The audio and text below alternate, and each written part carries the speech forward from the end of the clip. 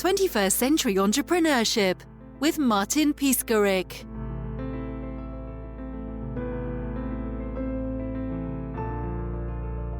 Well, I think our latest project is, E7 Health had a baby, a stepchild. And that is e-national testing.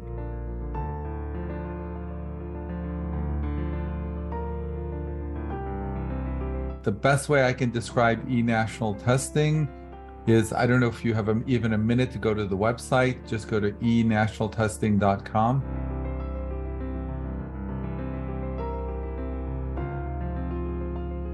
Basically, we are trying to convert, getting laboratory testing like going to Amazon.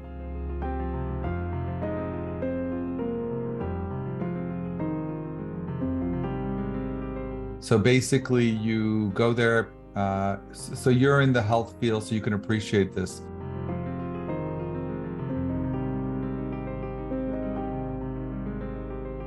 So basically, if you want to get a cholesterol test, a blood panel, an STD test, a women's package, men's health package, whatever you want, instead of waiting 3 months to see your doctor, 3 clicks away, you pick your thing, you put your zip code in, you order it, you walk over there, get the test, and the results come back to your portal.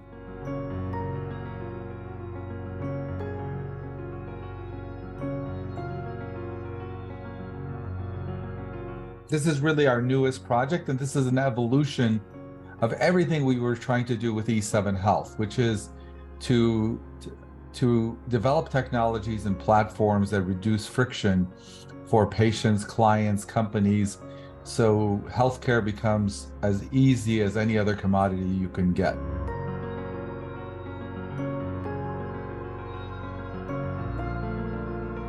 When I say corporate health, what we mean is companies that need certain healthcare done for their employees. So let's say you had 1,000 employees, you want them all to get flu shots, an annual physical, you want them to get certain vaccines every year, the flu shot.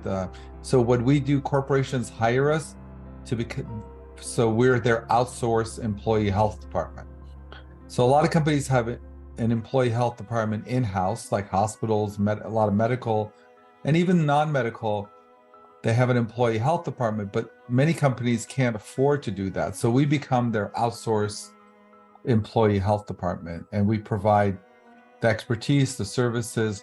Now with E7 Health, we do it with brick and mortar. With e-national testing, we've partnered up with 5,000 laboratories that are now part of our technology. So you can access these 5,000 laboratories using our platform.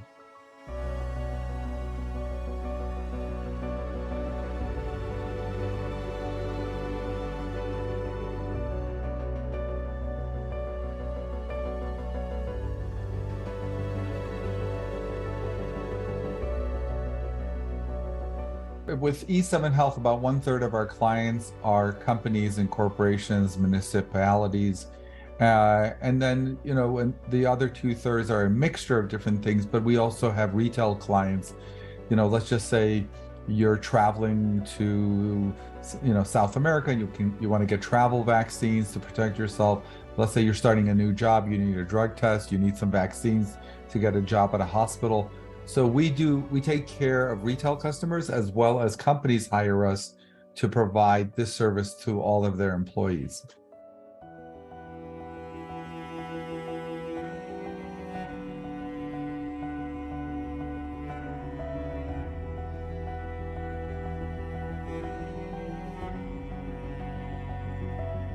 Originally, we started E7 Health in 2009 because the CDC releases the statistics that says that there's about 50,000 vaccine preventable deaths in the United States annually. That's more than the number of people that died in the Vietnam War, and that's every year. And so obviously we felt that some company had to take action and be in the forefront of adult vaccinations and preventing adult vaccine preventable deaths. Now, everyone gets it with COVID, but we were doing this prior to COVID. We were almost a COVID company before COVID hit. We were focused on vaccinating adults and then providing all the other care needed around those vaccines to keep adults healthy. So it was a area that nobody focused on. Other people did it as a side thing to their clinic. What we did is we made that our main focus, and we didn't do other stuff. We didn't do primary care, urgent care. We just did this preventive health and wellness and focused on vaccine related healthcare. How did your experience as a physician, healthcare CEO shape the way you approach the development of E7 Health? That's a really great question, because initially, I went to medical school and became board certified in internal medicine, pulmonary critical care. I practiced, saw patients every day. But then subsequently, I got involved in administrative medicine. I was medical director of hospitals. I was medical director of insurance companies. And then lastly, I taught in medical schools. I was on clinical faculty at 3 medical schools throughout my career. And I think it was that exposure of seeing patients, as well as being a hospital administrator, as well as being an administrator for insurance companies, as well as teaching in medical schools, that gave me this broad view. And I realized, some of these problems had to have a different approach. And I think sometimes if you're only looking at it from one angle, it's difficult. But I was able to say, hey, what's going on with the doctor-patient? Well, what is the insurance company thinking? What's the hospital thinking? What are all the stakeholders thinking? And once you understand the motives of all the stakeholders, then it becomes clear what the solution is. So back in 2009, we just said, you know what? Let's just remove everybody and just have this be an interaction between two people, the patient and the healthcare provider. Let's get everybody else. Let's get government out of it. Let's get private insurance out of it. Make it super affordable. Make it easy. Reduce all the friction in the process. Really, I think we're one of the very few companies in the world, especially healthcare, that literally we have a 5.0 review on Google from all our clients, literally with over 1,000 reviews. So we literally a 5.0, and part of that speaks to the ease that we've made it, and of course my great staff. But in addition, even on our website, we have 10,000 positive reviews in 3 years. And I think that's a testimony to the need and the yearning people have to access healthcare without all the friction. Waiting 3 months to see your doctor, taking 2 hours to book an appointment, trying to get through the phone system, having someone call you back, and then getting your results. It's so much work often. And then there's high deductibles and co-pays, and your insurance is approving, not approving. There's a lot. If anyone who's gone through the US healthcare system realizes that it's not a transaction between two parties like Amazon is, right? Why is Amazon so good? It's just you and Amazon, right? You want it, they have it, you pay for it, they give it to you, and that's the end of the story. It's not like that in healthcare. There's many stakeholders on every interaction, and all of those stakeholders have to be taken into account, what their needs are, what their wants are. So obviously it doesn't become a simple, this is what I need, you have it, let me, take care of me, and then you get reimbursed. It's much more complicated. And this is the problem I realized that needed to be solved, first with E7 Health and now with enationaltesting.com. And I suppose both E7 Health and enationaltesting.com were not result of a leap of faith.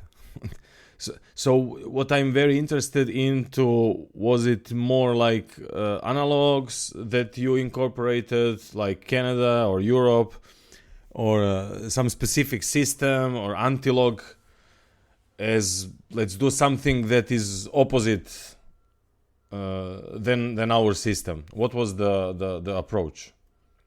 Yeah, it's funny. It's funny you should say leap of faith, because I hate to say it, but on some level it was, because almost everyone I talked to said this is not going to work. There's no way you can have a system that doesn't involve insurance carriers and the government, and it'll never work.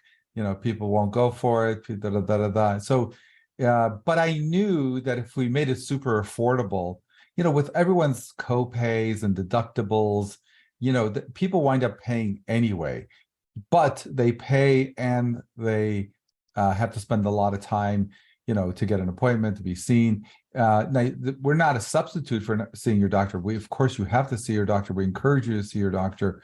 But we want to make it easy for you to access some of the testing that you need in conjunction with seeing your doctor. So what we thought is, if there was a way, we made it easy. I mean, why did Amazon take on traditional bookstores, right? There was a leap of faith that, somebody didn't actually need to walk into a bookstore, but they said, if we make it 3 clicks, maybe they'll order a book without actually touching it and seeing it, because it was so much easier that they're not going to walk into a bookstore necessarily, and we'll give them a little preview of the book. So on some level, it was a leap of faith, but it also came from my many years of experience knowing how much friction there really was. If something becomes so painful to go through, then when you can come up with a solution that, like e-national testing, literally, I think 3-4 clicks and you can have what you want, and that's it.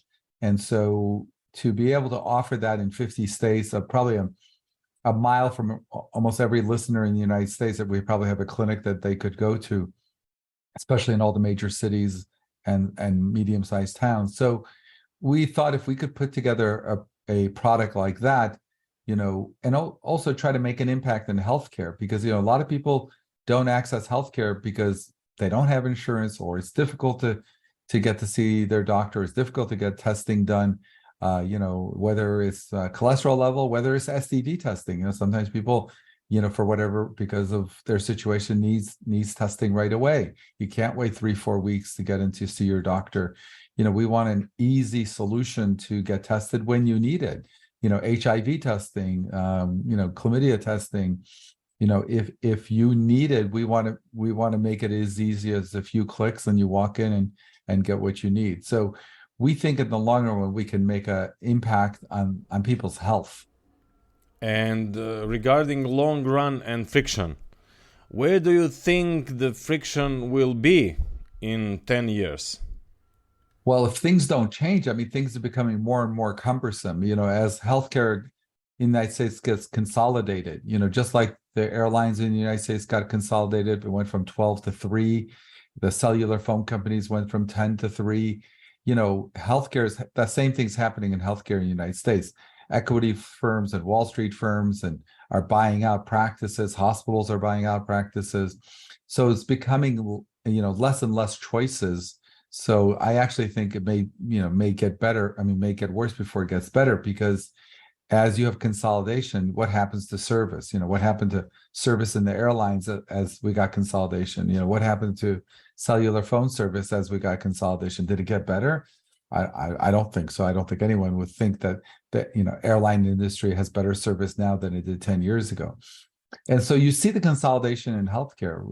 There's a statistics that 20 years ago or so, 75% of doctors work for themselves. They were in business for themselves. Now that number is shockingly down to 25%. So that means 75% of doctors are now employees. And that is really one of the things of healthcare consolidations. Hospitals, Wall Street firms are buying practices, and it's becoming much more a commodity, where, maybe 20 years ago, a doctor, it was his practice. He took pride in it. Not to say doctors who are employees don't, but there was a sense of ownership of what can I do to move the ball forward. No, don't get me wrong. I think doctors who are employees also do a great job and are very committed. But there has been a change. Nobody can deny there's been a change.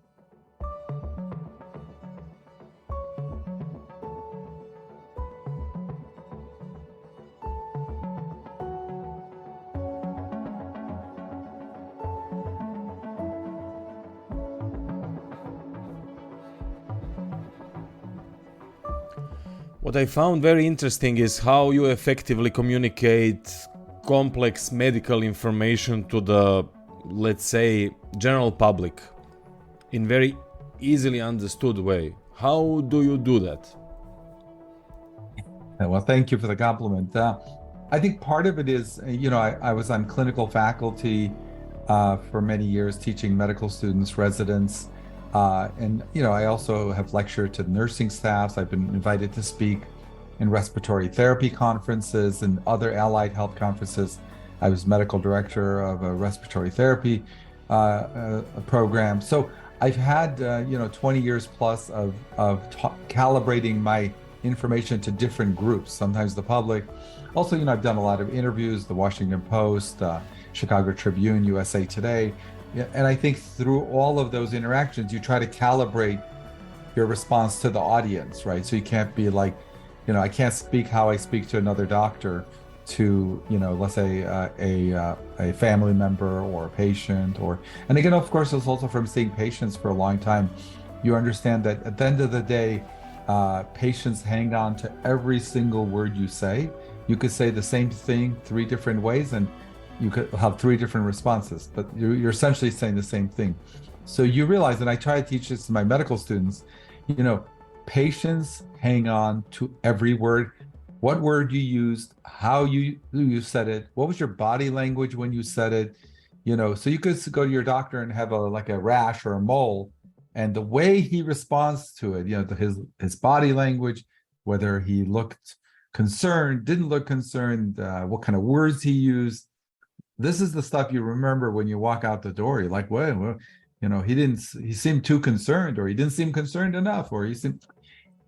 As a healthcare provider, you're in this very unique position that your words matter in ways that often other professions don't have to be as precise or whatever. How my accountant says something to me, yes, it could have an impact, but I'm not clinging on to every word. But if you're sick, or you have or if you have a serious health concern or question, you are clinging on to every single word. So hopefully that explains, because then you learn how to calibrate the message.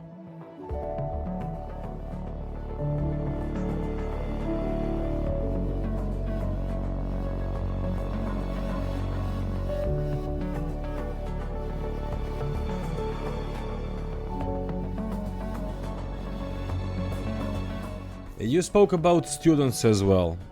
So you are educator, you are CEO, you're a clinician. How do you balance your roles, and which of those roles do you find the most fulfilling, or are they all the same? I'm not trying to avoid that question. I really don't know, because being a clinician is a gift from God.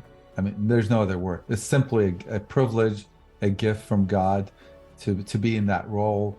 And you have to honor and cherish and understand what a honor it is and how much responsibility you have. So there is nothing like it. There's no other, when you can actually make a direct impact in someone's life, there is no substitute for that. If you even repair someone's house or their garage door or whatever, that's nice, but it's nothing like being able to impact someone's health. So it's got to be number one. It's a true privilege. But I think part of it is also realizing that there's more than one way to impact people's health other than seeing them one-on-one, right? I mean, what we're doing at enaturaltesting.com, we want to make an impact on, thousands and thousands and thousands of lives. So I think it's this understanding that there is more than one way to help patients. You could see them one by one, which is great, or you could do this. And I certainly have been lucky enough to have had the privilege to do both. So I don't know if that answers your question, but in many ways, it's doing the same thing, but coming at it from a different way. Okay, and what about technology? Can you share your thoughts in general on the role of technology in healthcare? It's everything. It is everything. There's no way we could be where we are with our technology. I mean, we are actually a technology company, really masquerading as a healthcare company. We really are. We put a large portion of our budget towards our own technology, proprietary technology development. In 2019, we won an award for the best healthcare technology. And part of that is because we looked at third-party technology, and none of them really seemed to do what we wanted to do. A lot of third-party technologies are worried about other things other than the patient or the provider. They're worried about maximizing reimbursements from Medicare, Medicaid, checking this box to make this person happy and checking that box to make that company happy. We just want to make two people happy. We want to make the patient as well as my staff. And then we want to give the most incredible quality. So no mistakes are made. You get exactly what you're supposed to get. We don't cut any corners. So you can really use technology. I mean, when was the last time you ordered something from Amazon and the wrong thing arrived? No, almost never. And I want healthcare to be like that. I want us to have it as bulletproof. One of the things being involved in healthcare, which is sort of a secret that a lot of people don't talk about, is the number of medical errors that occur in the hospitals and in practice. Patients sometimes can get the wrong medication, the wrong dose, get something they're allergic to, blah blah blah. So we literally focused on that to make sure that if something wasn't right, the system didn't allow you to move forward. So if you're allergic to something and someone's going to give you something you're potentially is going to match up with that allergy, our system ideally will block it and won't let it happen.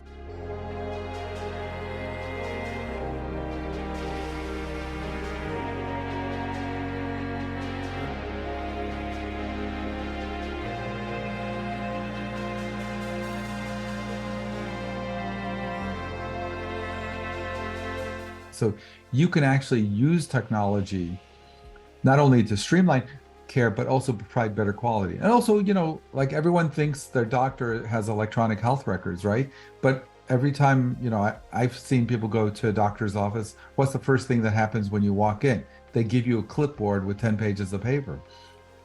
Well, that's not electronic. That's like the last thing from electronic, but everyone thinks, oh, but they have no. If you have electronic health records, you shouldn't be doing that, right? The patient should be able to register at home or on a computer, on an iPad, blah, blah, blah. So I think this whole idea that we can actually, take things away from the patients so they don't have to fill out form after form and spend most of the visit talking about their issue, not how to make other things compliant and other companies happy, but take care of them. 21st Century Entrepreneurship with Martin Piskarik.